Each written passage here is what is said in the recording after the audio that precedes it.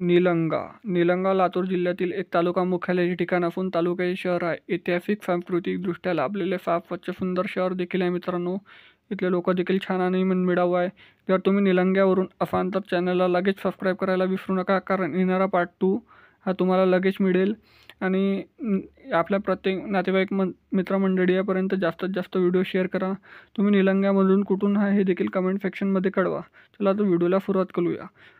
लातूर ते निलंगा हे किमान अंतर 52 किलोमीटर आहे. 1 तास 6 मिनिटाचा रस्ता आहे मित्रांनो.